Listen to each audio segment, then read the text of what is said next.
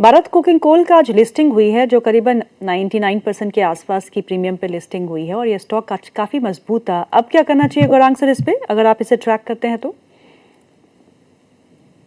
Coverage तो नहीं थी हमारी आईपीओ की, ना ही बुनियादी दर के आधार पर आज लिस्ट हुआ है, तो ज्यादा तो बात या टिप्पणी नहीं कर पाऊंगा। 21 और 23 के बीच में आईपीओ दिया था, 23 रुपए में, हम्म। गीतू जी। और करीबन 90-95% के लिस्टिंग गेन्स हम देख रहे हैं। हम्म। हो सकता है, और जो टिप्पणियां इस कंपनी ने करी थी, मैं केवल टिप्पणियों की बात कर रहा हूं, मैं कोई राय नहीं दे रहा खरीदारी करने की, बेचने की या फिर बने रहने की। जी।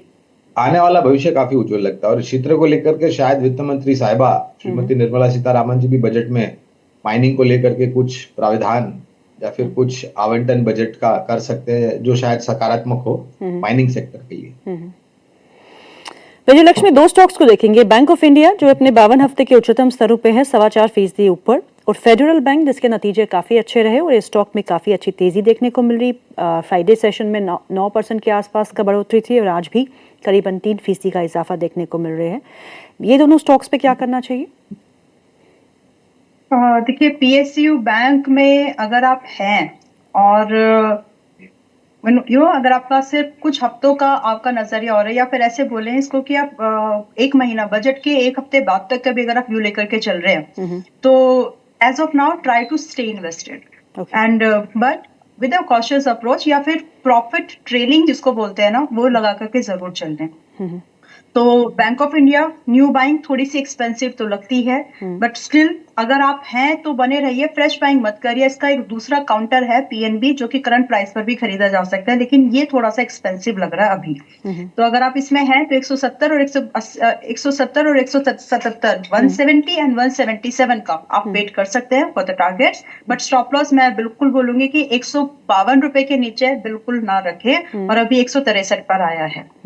एंड दूसरा स्टॉक गीतू जी आपने लिया है फेडरल बैंक, और मुझे बहुत अच्छे से याद है 4 बार इससे पहले फेडरल बैंक आपके और हमारे डिस्कशन में आया, और ये उस समय चल रहा था 245, एंड आई वाज लाइक कि 270 के बाद मुझे नहीं लगता कि ये और नया हाई बनाएगा, इससे पहले कि पहले ये 245 के आसपास करेक्ट हो, और 245 से वापस हम लोग यहाँ पर 280 के आसपास के टारगेट एंड 300 के टारगेट्स देख सकते हैं। And exactly same thing happened.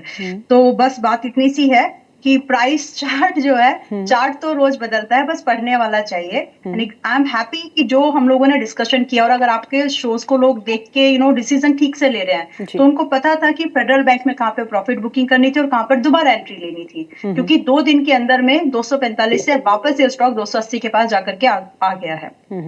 So that is the अगर आप ठीक से डिसिप्लिन करके काम करें ना, तो मौके बन जाते हैं। Well, to be specific, Federal Bank में अब आगे क्या है, तो एक टारगेट हुआ है, 300 अभी भी ओपन है। So those who are in, they can stay invested. जो खरीदने का विचार कर रहे हैं उनके लिए रिस्क ज्यादा है, so you got to control your loss. 260 रुपए का स्टॉप लॉस लगाइए, और अब आप 300 रुपए का वेट कर सकते हैं फॉर द सेकेंड टारगेट जी। और अगर आप लिस्ट में देखिए 52 हफ्ते के उच्चतम स्तरों के शेयरों में आज पीएसयू बैंक्स को डेट्स आ रहे हैं। पीएनबी जिसके आज नतीजे हैं उसमें भी अच्छा मोमेंटम देखने को मिल रहा है और 52 वीक हाई पे खड़ा है, 133 के आसपास का लेवल है। और कैनरा बैंक जिसके बारे में हमेशा हम चर्चा करते हैं, 157 पे खड़ा है, ये भी अपने 52 हफ्ते के उच्चतम स्तरों पे है। गौरांग सर, आपने अभी तक जो है लार्ज कैप और मिड कैप कुछ अच्छी कंपनीज के नतीजे आईटी स्पेस में आ चुके हैं। इन्फोसिस के नतीजों के बाद एक अच्छा रुझान दिखा, TCS is holding up, Tech Mahindra आज निफ्टी का top gainer, it's holding up, Wipro में नतीजे अच्छे नहीं रहे, नतीजे तो ठीक ठाक थे पर गाइडेंस से डिसअपॉइंटमेंट हुई और स्टॉक को 7% आज गिरावट देखने को मिल रही है। So IT as a space post the earnings that have come so far, क्या करना चाहिए? तो गीतू देखिए, खरीदारी की राय तो छोटे, मझौले और दिग्गज तीनों जगह पर है। विप्रो पर डिस्क्लोजर देता हूं कि हमारी रिड्यूस या फिर बिकवाली करने की राय है, कम करने की या फिर बिकवाली करने की राय है। और विप्रो मेरे ख्याल से एक ऐतिहासिक स्तर पर अगर आप देखने जाए, दिग्गज है कंपनी आईटी में, लेकिन जब तुलना करते हैं आप तो बहुत बड़ी निराशा नतीजों में वगैरह। तो टीसीएस पसंद आता है, इन्फोसिस पसंद आता है, एचसीएल टेक महिंद्रा, छोटी मझौली कंपनियों में केपीआईटी, छोटी मझौली कंपनियों में KPIT tech, science limited, LNT technologies, LNT LTI Mindtree जैसी कंपनियां हैं जहां पर खरीदारी की राय है लंबी अवधि के लिए। और IT क्षेत्र में अगर आप निवेश करते हैं तो लंबी अवधि का मतलब 1.5 से 2 साल हो। ओके, चलिए एक और शेयर की बात करते हैं जिसके नतीजे फ्राइडे को आए थे। टाटा टेक्नोलॉजीज आज ही 2.25% ऊपर है, 2.25% नहीं, इट्स नियरली 3% नाउ। 668 का स्तर है। विजय लक्ष्मी जी, इसको देखते हुए क्या लगता है आपको चार्ट्स पे?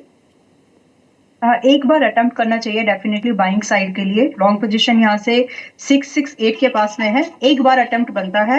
And of course there is no comfort at valuation part. आपको वैल्यूएशन में कंफर्ट नहीं दिखेगा, कंपनी में प्रॉफिट भी नहीं है, but this is just a technical bet. And इसको सपोर्ट करने के लिए सिर्फ एक ही चीज मैं यहाँ पर देख पा रही हूँ, वो है गिरता हुआ रुपया against the USD। That's the only thing. तो अगर आप एक अटेम्प्ट करना चाहते हो और आप स्टॉप लॉस के लेकर के बहुत स्ट्रिक्ट हैं, आप उसको फॉलो करते हैं, तो फिर आप 668 पर एक छोटा अटेम्प्ट करिए लिमिटेड एक्सपोजर पर। एंड यहाँ से एक स्टॉप लॉस मेंटेन जरूर कर लीजिए। आपको पता है कि एग्जिट कहाँ पर करना है, सो प्लीज दोबारा पूछिएगा मत कि अभी क्या करें, बिकॉज इसमें जो स्टॉप लॉस है वो 628 का मेंटेन करके, विच इज 628 का मेंटेन करके हम 704 फर्स्ट टारगेट एंड 740 दो टारगेट के लिए उसको चेस कर सकते हैं। करंट प्राइस पर एंट्री बनती है 668 के पास में एंट्री की जा सकती है। विजय लक्ष्मी जी, ऑटो स्टॉक्स को भी देखिएगा। आज मारुति में करीबन 2% का इजाफा देखने को मिल रहा है। अशोक लेलैंड, जहां पिछले हफ्ते में हमने कंसोलिडेशन देखा था, आज यहां पे 1.5% का इजाफा है। हीरो मोटोकॉर्प 1% ऊपर है, TVS मोटर भी 1% ऊपर है। इन स्टॉक्स में से कुछ पसंद है आपको? ये तो जी अभी एक्सपेंसिव बेट है ऑटो सेक्टर में। मैं एज एन ऑटो पैक मैं पूरा एक बार बोलूँ तो निफ्टी ऑटो मुझे अभी थोड़ा सा प्रॉफिट बुकिंग एक्सपीरियंस करते हुए दिखता है कि ये थोड़ा और इसमें जो इसमें डिक्लाइन है वो और थोड़ा सा डीप जाएगा। एंड अभी निफ्टी ऑटो अगर आप बात करेंगे तो 27,555 के आसपास है। एंड सिर्फ 50 दिन के मूविंग एवरेज पर बाय करने वाला मार्केट नहीं है ये। बहुत डिपेंड करता है कि आपको जो रिजल्ट्स है वो सब उसके साथ देखने पड़ेंगे कंपनी वाइज। तो फिलहाल और इंडेक्स को समझेंगे तो आपको स्टॉक में डिसीजन लेने में हेल्प होगी। तो निफ्टी ऑटो अगर आप बात करें 26,800 के आसपास आते हुए दिख सकता है।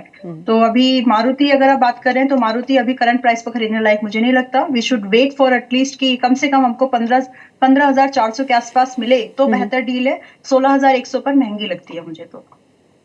Okay, Gaurang sir, defence as a strategic bet तो हमेशा लॉन्ग टर्म के लिए रहा ही रहा है, लेकिन अब अगर हम ऑर्डर बुक साइड पे देखें तो ऑर्डर बुक्स तो बहुत अच्छी हैं। अब समय आता है एग्जीक्यूशन का, और बजट भी आ रहा है। तो डिफेंस एज ए स्पेस, मुझे पता है आपको लंबी अवधि के लिए बहुत पसंद है, पर बजट से कुछ उम्मीदें करनी चाहिए? बिल्कुल करनी चाहिए कितु। और मेरे ख्याल से ये जो रक्षा क्षेत्र है ना, वो कहीं ना कहीं आपके पोर्टफोलियो की भी रक्षा करे। जिस प्रकार की परिस्थितियां हैं विश्व भर में और जिस प्रकार से आसार उभरते हुए नजर आते हैं, तो कुछ क्षेत्र ऐसे मैं मानता हूं, मैं शायद गलत भी हो सकता हूं इसमें, जैसे रक्षा क्षेत्र है, वित्तीय क्षेत्र है।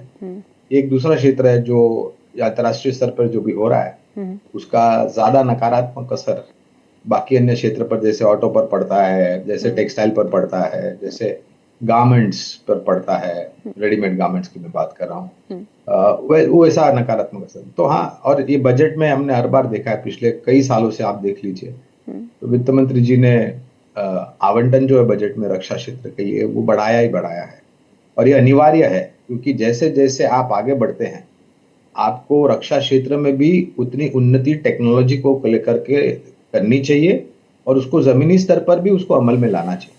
तो मैं मानता हूँ रक्षा क्षेत्र एक सुरक्षा कवच है आपके पोर्टफोलियो के लिए। Gaurang sir, when you guys meet in the board room और इन द मॉर्निंग मीटिंग्स, मतलब मैं कंफ्यूज हूँ, रिटेल कंफ्यूज है, सब कंफ्यूज है, तो आपकी आपस में बात क्या होती है about markets? What is that you talk about? नहीं, हम जाते अब इसका उत्तर कैसे दूं, मैं सोच रहा हूँ।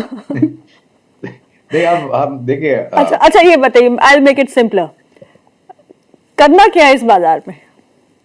देखिए, पहली बात, रोज तो मैं बात ही नहीं करता बाजार की, मैं तो इधर उधर की बातें करता हूँ, क्योंकि रोज अगर मैं बात करने लगूं तो मेरे ख्याल से मेरा ब्लड प्रेशर ऊपर नीचे हो जाएगा। मैं लंबी अवधि का विशेषज्ञ हूँ, फंडामेंटल एनालिस्ट, तो रोज तो बात करनी बनती नहीं है। हाँ ठीक है, जो अभी अभी जो आजकल कुछ समय से अंतर्राष्ट्रीय स्तर से खबरें आती है उसका विश्लेषण बिल्कुल करते हैं और उसका असर किस प्रकार से होगा, कहाँ पर होगा, कितना होगा, उसकी बातचीत हम बिल्कुल करते हैं। मेरे ख्याल से रोज अगर बात करेंगे बाजार को लेकर के तो सेहत थोड़ी नासाज हो जाएगी। और मैं आपके चैनल के द्वारा आपके दर्शकों को भी यही कहना चाहूंगा कि बाजार हम रहे ना रहे, बाजार रहने वाला है और इतनी चिंता करके कोई मतलब नहीं है। अगर आप कारोबारी है तो बात बिल्कुल अलग है और मैं सक्षम भी नहीं हूं कारोबारी को टिप्पणी करने की, लेकिन आप निवेशक हैं तो इत्मीनान रखिए कि भारत एक उभरती हुई अर्थव्यवस्था छठे से पांचवें, पांचवें से चौथे और चौथे से तीसरे और दूसरे स्थान पर आने की पूरी संभावना है। खाली एक ही है, जोखिम झेलने की क्षमता ऊपर की तरफ रखे और सक्षम मजबूत कंपनियों में लंबी अवधि के लिए निवेश करें।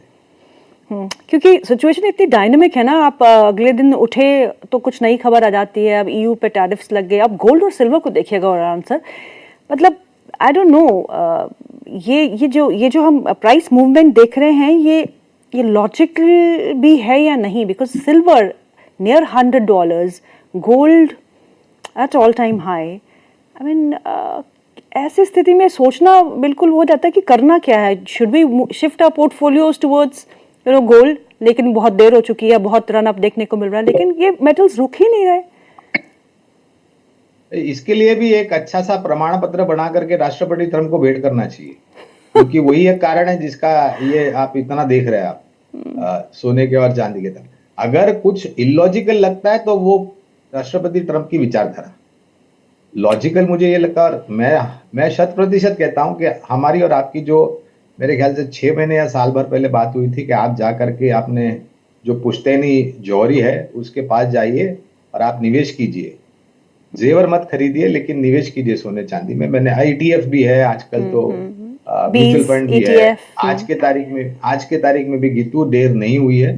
मैं हमेशा ये बात बोलता हूँ और पिछले 2007-8 से ये बात बोलते हुए आ रहा हूँ कि अगर आपके पास 100 रुपए निवेश करने के लिए है तो 15 से 20 रुपया कम से कम 15 से 20 रुपया, यानी कि 15 से 20% सोने और चांदी से रिलेटेड एसेट क्लासेस में होने चाहिए, चाहे वो फिजिकल हो, I am talking about pure gold and silver, no jewellery, या फिर आप म्यूचुअल फंड या फिर गोल्ड ETF। देखिए किसी को भी अंदर, और आगे जाकर के आप नहीं बता। अब देखिए ये तो आप रणनीति तब बनाएंगे जब आपको सभी चीज का आकलन हो और सभी चीज आपके समक्ष हो जी। ये जियोपॉलिटिकल ऐसा एक पहलू है जिसके ऊपर किसी भी तरह का आकलन करना बहुत मुश्किल है। जब परिस्थिति उभरेगी तब हम रिएक्ट करेंगे। तो और मैं आज भी कहता हूं अभी भी देर नहीं हुई है, ETF के माध्यम के द्वारा, म्यूचुअल फंड के माध्यम के द्वारा